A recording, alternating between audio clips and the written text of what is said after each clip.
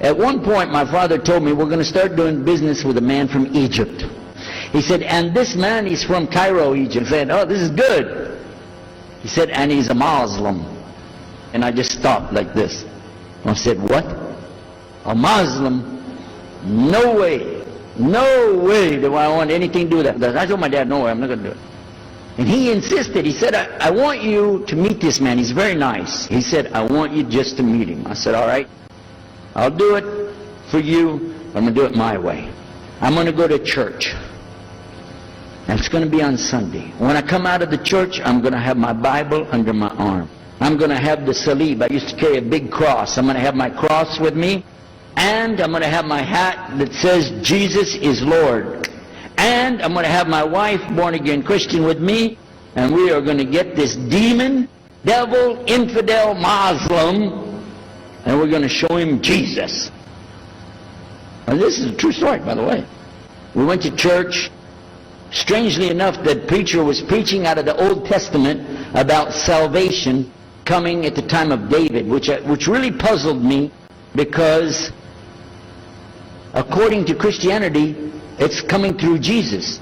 And it really, that opened the door for me, but that comes up later in the story. Now, when I get there to my father's store, I'm looking around, you know. I'm looking for somebody wearing, you know, a long white robe and some kind of black, you know, thing over that, with a long beard, and I guess I was looking for me, what I said, where is he? I'm ready. My father said, he's over here. I said, where? I said, here. This is a normal guy. He didn't have a beard. He didn't have any hair at all. How do you do? I told him my name. He introduced himself. His name is Muhammad. I said, how do you do?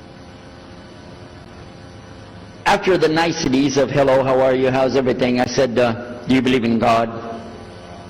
He said, yes. Oh yeah? Sure. He said, yeah. Abraham? Yeah. What about David and Suleiman? He said, yeah.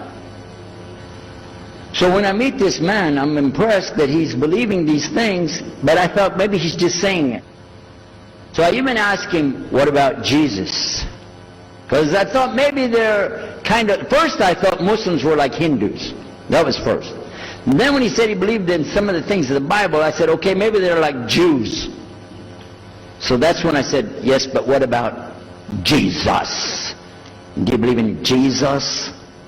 And he said, yes. I said, okay, wait a minute. This is going to be easy. I can convert this guy. And in fact, I took him immediately out to have tea together. We sit together, drink tea, talk a little while. And I started trying to preach to him right away. And he sat there. Okay. He's a graduate of Allah's heart.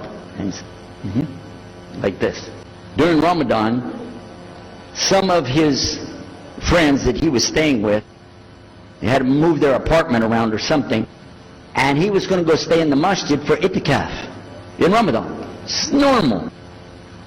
We didn't understand. I thought he has nowhere to go. And I told my dad, this man has nowhere to go. And my dad said, no, he's got money. I said, no, he doesn't. Dad, I'm telling you, he has no place to go. I heard him say he's going to go live in the mosque. So I said, let me offer that he can stay at our place.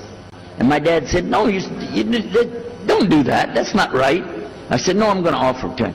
I went to him and I said, how would you like to come stay at our place? He said, no, I want to go and stay there. I want to stay in the mosque, and it's something good. I said, oh man, look at this poor man. Please come and stay in our house. And he said, no, I can't. I need to go stay with her. So I told him, listen, no. I want you to come and you can pay. You can pay money and stay with us. He said, how much? I said, $15 a week. Which in America is like nothing. And then he kind of hesitated. I said, and we'll pay for all the food. He said, okay, all right. So he came and stayed in our house. And I said, well, now that's good. I'll travel with him and go with him in places, and he'll see and he'll learn about Christianity. Over a period of time, I came to learn a lot of things. In fact, I tried to debate with him about many things, but he was so wise and well educated that he could see what I was doing and he would take it easy and let me win every debate. But if he wanted me to lose, I was going to lose. This was how well he could handle it. Now look, I have 2 visitors in my house. One is a Catholic priest, the other is a Muslim. And I'm thinking I can get the Catholic priest and convert him to be a Protestant. At the same time, I'm going to catch the Muslim and bring him over to Christianity. High aspirations. But it didn't work. Some strange things began to happen. We would sit around the table at night to discuss what is the Bible and what's the salvation. My father has a Bible, it's called King James Version. But I work out of a different one that I've had since 1953. It's called the Revised Standard Version. So I began to preach out of mine, which doesn't match. And my father said, no, it's this way. I said, no, it's this way. Now my wife comes up with her Bible from Jimmy Swaggart. It's called the Good News for Modern Man. The Catholic priest, he's got another Bible. And I never even knew about this subject until then. And he's saying this, and I'm saying that. My father's saying something else, my wife's saying something else. And all the time, Muhammad the Muslim is sitting over there like this. So we asked him, I guess it was me, I asked him, I said, well, how many versions of your book, your Quran, do you have? He said, the Quran has no versions. There's only one. It's original. It's in the Arabic language. ذَلِكَ الْكِتَابُ لَا رَيْبَ فِيهِ. This is the book that has no doubt. Huda lil-muttaqin. It's guidance for those who have taqwa for Allah. So when he's telling us that the Quran is one, I'm going, huh? And it's in the original language. We still have it. You know what I was thinking? He's lying. I was sure he was lying because he could see the problem we were having, and he just sat back and made that up. But I don't know Arabic at that stage, so I don't know what to say. You know, maybe, I don't know. And he left it at that. He didn't try to preach. But it put a big doubt in my mind now about, we got all these books, he's got one, and la rayba fi, no doubt in it. So another time we had another discussion that came up. Now this time I went to the other preacher who had the cross. And I was asking him, I want to be able to explain the Trinity. He said, you know the Trinity. I said, yeah, I know. But I want to know the way to explain it so a human being can just understand it. He said, okay. It's like an apple. Just take an apple. The apple has a shell around the outside, the skin. Inside is the meat. Inside of that is the seeds. Okay? 3 things, 1 apple. That's the way. I start going back. I'm going to tell this Muslim about the Trinity. But on the way, I remember his arguing with me, his way of debating with me. I said, no, he's going to tear me apart. As soon as I say seeds, he's going to say there's more than one. So it could be 7 or 8 or 9 or 10 gods all rolled into one. No. It's got to be special. It doesn't work like that. Let me go back and try again. So I went back to him. I said, what if he says there's more than one seed in there? He said, okay. He said, okay, forget the apple. I said, okay. It's like the babe, the egg. Use the egg. The egg has a shell. Inside of the egg is the white. Inside of the white is the yellow. 3, 1 egg. That's it. That's good to go. Now I start going home again, and it hit me. Wait a minute. The egg could have a double yolk. God becomes 4, just like that. I'm not going to ask him again. So at the market one day, I saw a man, and I was talking to him because I was listening to some things that Muhammad had told us about the belief in Islam. Allah is one. And so I was telling this guy, you know, I got some doubts about the Trinity. He said, you a preacher, you have doubts? I said, yeah, it doesn't make any sense. It doesn't make any sense. How could 3 be 1? He said, okay, look. You see me? I'm one man. I said, yeah. See my wife? Yeah. It's one person. Yeah. See my son? Yeah. 3. 1. One family. It's the family of God. Use that. I said, there you go. The family of God. You don't get very far on that one, and you realize right away they could have another kid just like that. But worse, they could get a divorce. You want a God that can get a divorce? Huh? So we ask Muhammad, we say, okay, what do you say about God? What do you think he said? أعوذ بالله من الشيطان الرجيم بسم الله الرحمن الرحيم قل هو الله أحد الله الصمد lam yalid, wa lam yulad, wa lam yakulhu kufuwan ahad. Boy, that's exactly what I already think, but I can't admit that. But I could see for sure God is only one, and that, so I totally forget the Trinity thing. My dad never did believe it anyway, so he had no problem with it. The priest asks the Muslim, can I go to your church with you? The mosque. He said, sure, come on. Well, he went, and they came back. So he took the priest aside, come here, come here. What do they do? What do they do in there? Tell us, what did he do? He said, no, they just stand there like this, and they pray, and they leave. I said, what? They pray and leave? I said, yeah. Okay, what kind of music do they have? He said they didn't have any music. No music? How in the world are you going to worship God without music, man? So I asked him, Muhammad, you guys don't have any music? He said, no.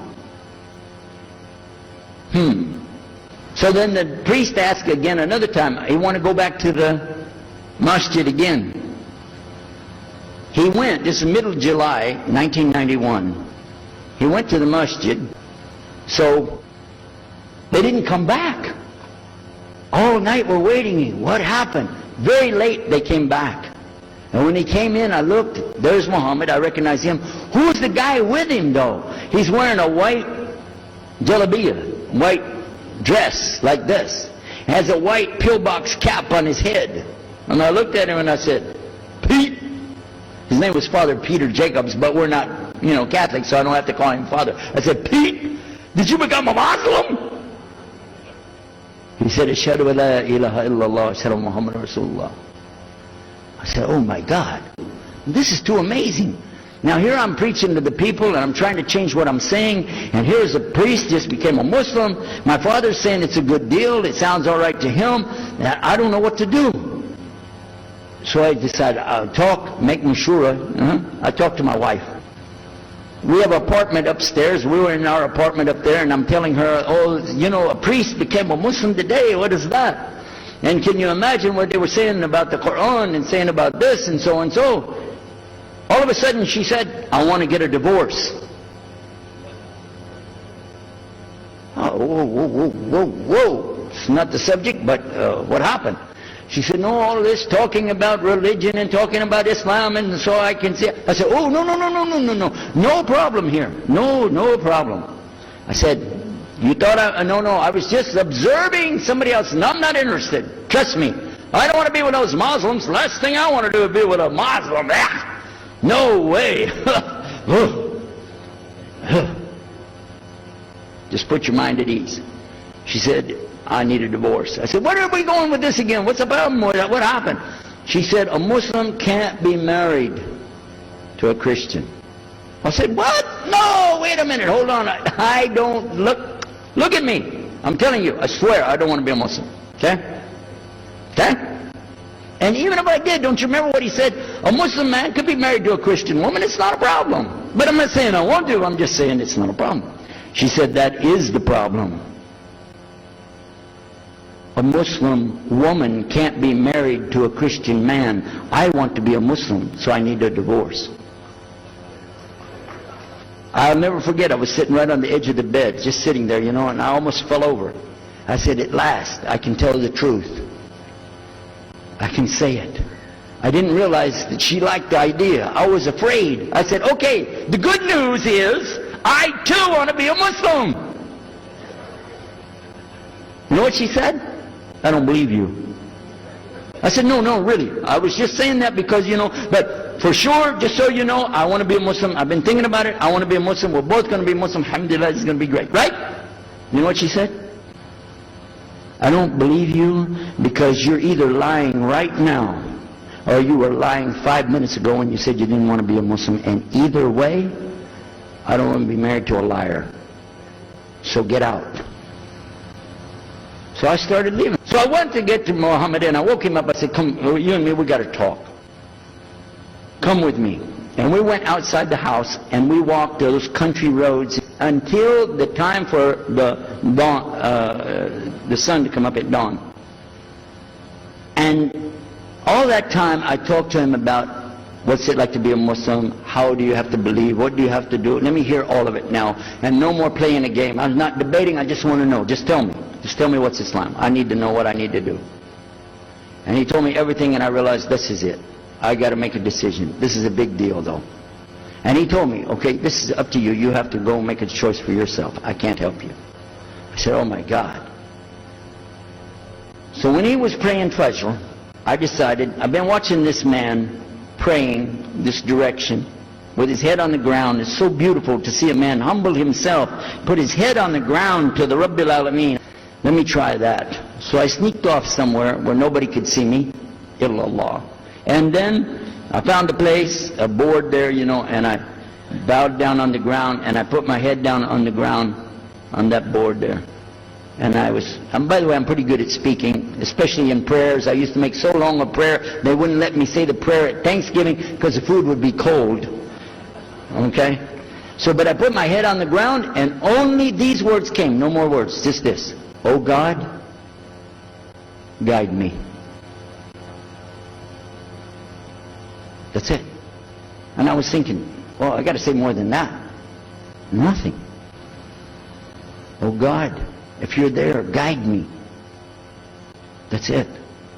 I talked to my wife, I talked to my father, I made a bath, and at 10 o'clock that morning, I went in front of this man named Muhammad and this new man named Yahya, who used to be the priest, and I said, Ashhadu la ilaha illallah wa ashhadu Muhammad Rasulullah. Immediately after that, my wife did her shahada. Ashhadu la ilaha illallah, ashhadu Muhammad Rasulullah. A few months later, my father did his shahada. Ashhadu la ilaha illallah, ashhadu Muhammad Rasulullah. Step by step by step, we saw so many people enter into Islam. We wanted to tell the whole world what is Islam. We wanted everybody to know the real Islam. I said, how could this escape our knowledge? How could we not know about this great and wonderful thing called Islam?